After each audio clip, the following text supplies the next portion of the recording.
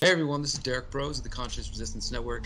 I'm here in Standing Rock in North Dakota, the site of the fight against the Dakota Access Pipeline. This is Derrick Broze with Activist Post and the Conscious Resistance Network. We are placing you under arrest. The city of Houston does not welcome you here at all. You are not, please don't run over me. Please don't run over me. We got a war criminal right here. Derrick Broze, we're at Anarchapulco 2018. This is Derrick Broze of the Conscious Resistance and Activist Post. I'm here in Houston, Texas. What the fuck? What's the reasoning?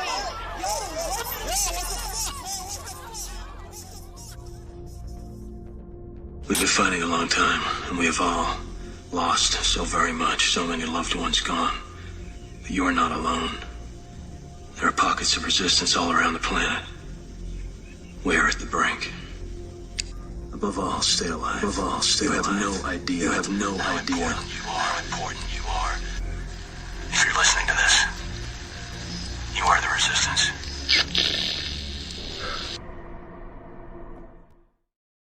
All right. What's up, everybody? Derrick Broze here again for a second video today on this Monday. Hope you guys like that new intro. I worked on that a little bit. We'll probably go ahead and upgrade it, but yeah, trying to upgrade things a bit. Let's go right into this issue. This is my second video of the day. I likely am going to do 3 or 4 today. Just, I held off on this weekend. I made sure that I got some time to rest, as many of you have recommended and told me to take a break, and I got to go out and enjoy the big, beautiful world, breathe free, fresh air, and remind myself of why I do these things daily, why I write articles, why I write books, why I produce videos, why I do all this crazy stuff in the face of so much pushback, in the face of people who are, former friends who are now chastising me and abandoning me because I'm questioning mask science or questioning these things. It's gone beyond just internet trolls, the people who I know in real life attacking me and just telling me how much of a piece of shit I am. But with that in mind, it's important to stop, take a break, go breathe the fresh air, take your vitamin C, take care of yourself, take some personal responsibility, some individual responsibility, and remember why you're fighting. And I did that yesterday, so now it's time to get back to business. I want to remind you guys to bookmark theconsciousresistance.com. This is the home for all of my content. As you guys can see, if you're on Facebook and elsewhere, there are people who very much would like my channels and pages to be taken down. There are people who are tagging the Houston Police Department on Facebook, trying to tell them, look, this guy's out without a mask on him. There are people who want these ideas to be silenced. You guys know, those who've been around, that I don't believe this whole thing is a hoax. I don't believe that we should use terms like sheeple, statist, etc. I don't think that they're helpful. Yet, I cannot deny the reality that these people who are, I don't want to say in control, but they're definitely, they have their faces in the mainstream right now. These people are advocating force. They're advocating violence. And it's a dangerous time to be in. I mean, seriously, there are people who I'm talking with over here on Facebook, spending way too much time this morning arguing with, because I don't mean to I get lost on the subject as we get into the temperature checks. But I'm just saying here, I want you guys to understand what's going on. For me as a content creator and, as a human being out here talking about this and putting the information out there are people who are attacking me right now all over the Facebook universe, trying to get me arrested, shamed, saying that they hope I die. And this is just for asking the questions. Now, why is it important to ask questions? I hope some of those people are tuned in right now and seeing what I'm talking about instead of just trolling me on Facebook. I hope some of them might actually hear this and listen with an open mind. The reason I question the mask mandates is because if the masks are not as effective as they claim, and if the masks are not actually doing anything to protect you or me, because I've talked about this for a while. Remember, it's not about you, it's about me. It's not about you, it's about the other people. They keep switching their arguments. But if those presuppositions are incorrect, then by complying, you're simply buying into bad science. You're just obeying out of, just out of the freaking need to obey. So now we're going to look at another topic that is something we should question and challenge, and it has to do with these temperature checks. Before I go any further, though, please do bookmark theconsciousresistance.com. Follow us on Float, follow us on Minds, follow us on Hive, join our text list, join my Telegram channel, follow us on Library and BitChute, because these people really want me to be taken down.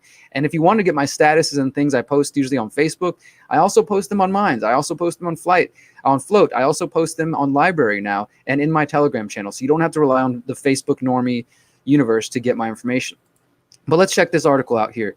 Just in the last couple of days, temperature checks and deep cleaning aren't good at stopping coronavirus. So why do we bother?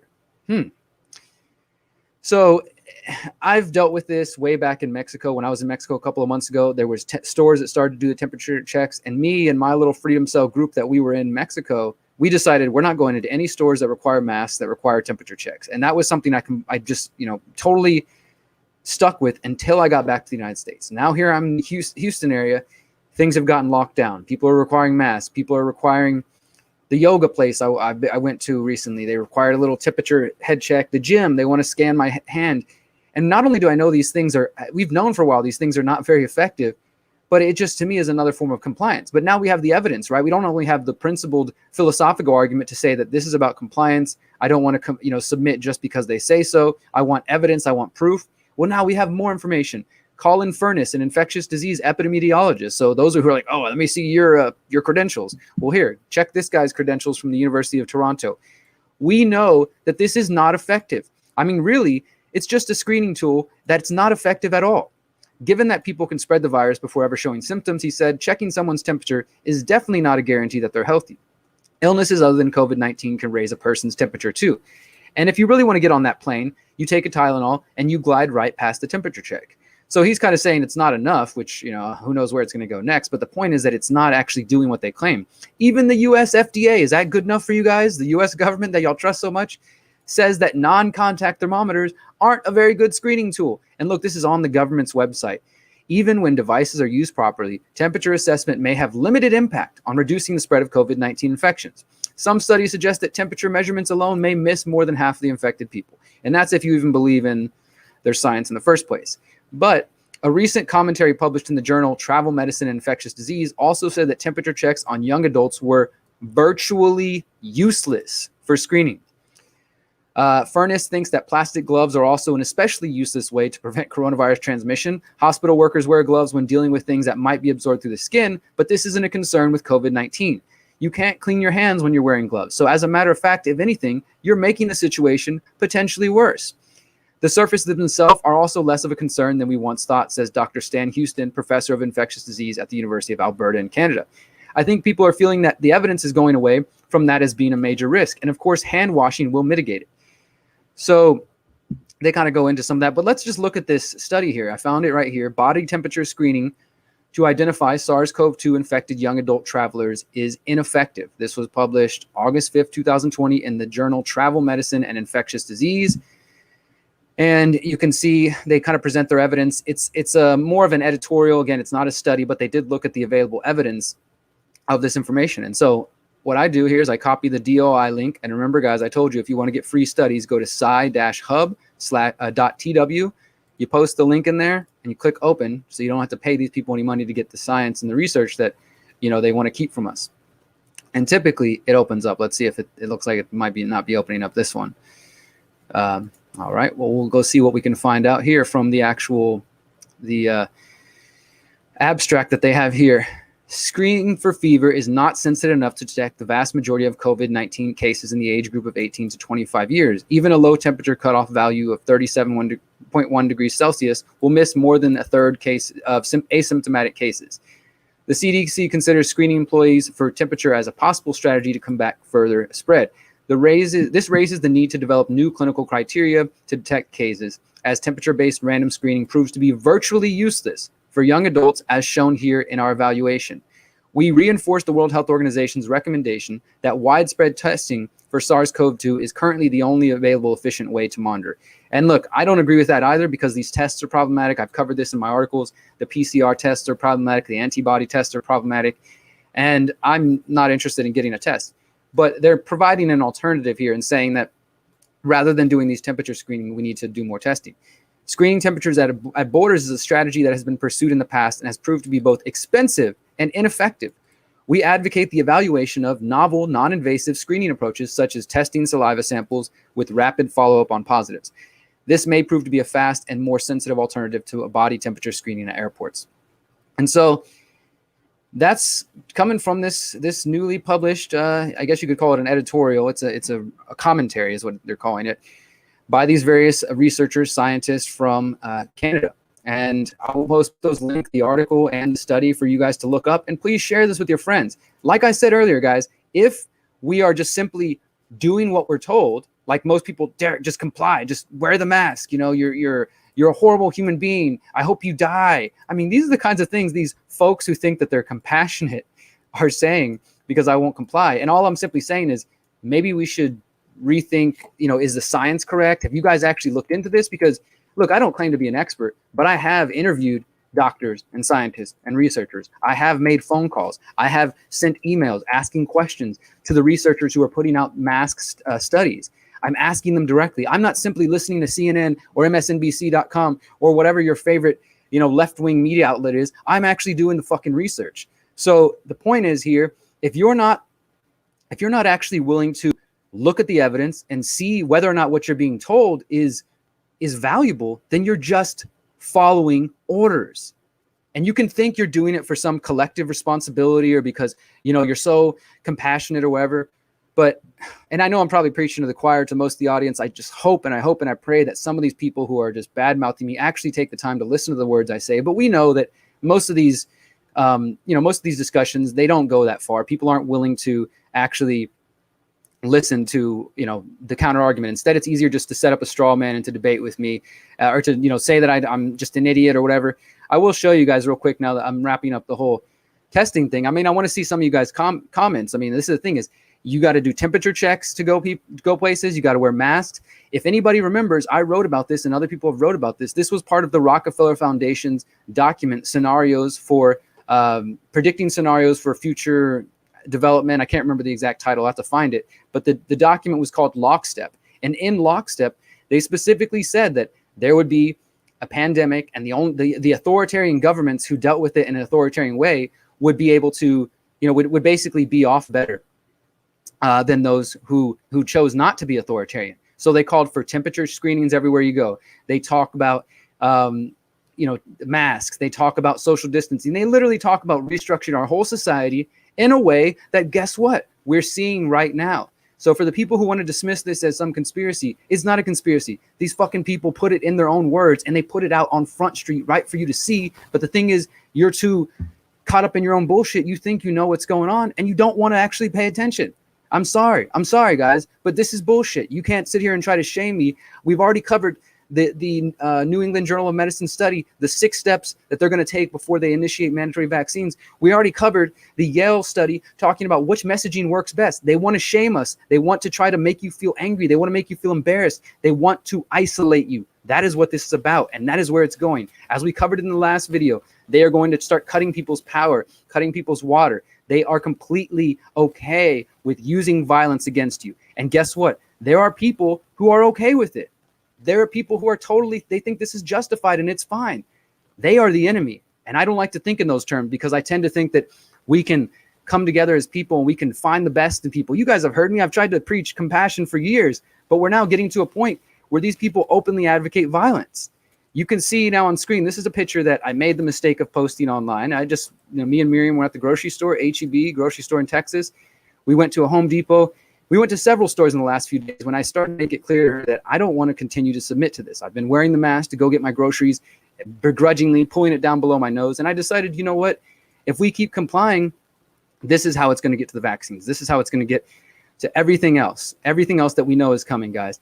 And look at this. I've got more haters than I've had in a long time. People coming on here, just telling me they wish I would die, wear a mask, stay home. What an amazing display of selfishness and idiocy. So if you want to go get lost in some troll arguing today, go to the Derrick Broze Facebook page and deal with these people. I'm banning most of them because they're just morons. But the thing is, it's unfortunate because some of these people I know personally, and I've met them in person. They were people I call friends, and now they're just attacking me, saying that I'm selfish. I had a friend say the only reason I went to Standing Rock and got tased 5 times and spent all my time and money and energy filming out there and documenting the calls that I care about is because I'm selfish.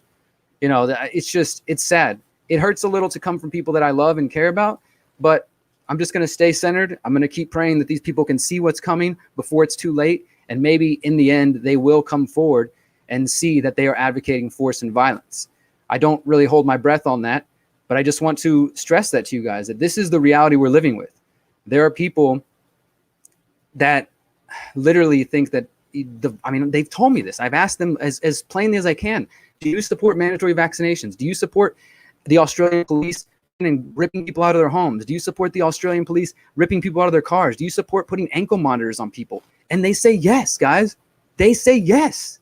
They're okay with this. This is totally legitimate in their mind. We are living in two different worlds now. I mentioned this months ago. Society is fracturing off into two different worlds between those who advocate violence and those who do not. You don't need to call yourself an anarchist if you don't like that term, but if you believe that it is wrong to initiate force and violence on human beings, then you believe in what we call the non-aggression principle, the golden rule. And that means that whatever disagreements we have, we are aligned on 99% of things more than these other people who think that it's okay to use violence. And that is very, very, it's a clear thing we need to recognize. Before I wrap up, I want to show you guys one other video I did a long time ago, actually, July 13, 2015, and I'll post the link in there. And it's called The Importance of Individuality and Nonconformity. And it's based on some of the Snowden leaks that came out at that time, where we found out that the British government, well, now my article's gone, the British government was using PSYOPs to encourage conformity. We found out that they were literally creating fake social media accounts on Twitter, on YouTube, on Facebook, on everywhere, and sending in just troll bots to go and shame people, to attack them. And they specifically said in their documents that their goal was to encourage conformity, to encourage people to feel bad about thinking outside of the box. And so if you want to check out this video, I'll post the links there. It's called The Importance of Individuality and Nonconformity from 2015. I've been talking about this shit for a long time, been trying to get people to recognize what's going on. And now we're at the point where people think it's okay to advocate force and violence. And this is commonly accepted. You got USA Today publishing op-eds saying that it's patriotic to force people to take vaccines. You got, so much just out in the open now. And it's a dangerous place to be. Friends, we need to come together more than ever, because I will absolutely defend myself, my home, my family, and my people. If you come at me with vaccines, if you come at me with arms, with weapons, if you come at me with your collective bullshit arguments, I will fucking defend myself. I will not allow you to take control of this world and to force your collectivist agenda on everybody. You hide behind this flowery, rosy language, thinking that you know what's best for people, thinking that you are the people who really care, and that us who are trying to stand up for the smallest minority, which is the individual, because there is no collective without the individual. There's no collective liberation without individual liberation, okay? I believe in collective liberation. I care about the people of this planet. I care about the poorest among us, and I care about, all the people who are disproportionately affected by these kinds of things. But you do not help them by advocating for shutting businesses down, for advocating for growth of government, because this government is going to grow bigger than ever. They're pushing towards the need for a global government to deal with this. And they are advocating for using force and violence to put something inside your body. You don't have to be an anti-vaxxer, anti-science to see that that is a dangerous precedent to set. If you allow these fucking people to put vaccines in your arms and you don't make a single peep about it, instead you shame your neighbors and your friends who are trying to question this, then you are the fucking problem and you are the enemy of freedom. And I'm going to become more and more vocal and about this than ever. You can try to come on my Facebook page. You can try to shame me. You can try to troll my pictures. I don't give a fuck about being a part of the cool kids club. I don't give a fuck about being accepted here in the city of Houston, Texas. I don't care if all of you brainwashed people who think that you're awake try to shame me. It will not fucking work. You cannot cancel me. You cannot cancel this message. We are going to keep rising up. We are going to keep questioning these things, and we're going to keep pushing back on every single fucking mandate that you try to force on our bodies, because we own ourselves. I own this vessel, this being that is here for this brief time on this beautiful planet that you call Derrick Broze. I own this. I own every single fucking part of this, and I will do with it what I will. And I will do so knowing that it's wrong to initiate force and violence on other people. So I will never initiate force. I will never initiate violence on you. But if you come at me and you try to invade my personal space, my personal property, my personal sovereign being that the Creator gave to me, you will be met with force and violence. You will be met with my self-defense. So please, for the sake of all of our futures and all the kids, back the fuck up. Back the fuck up. Back the fuck up. Till next time, guys, remember,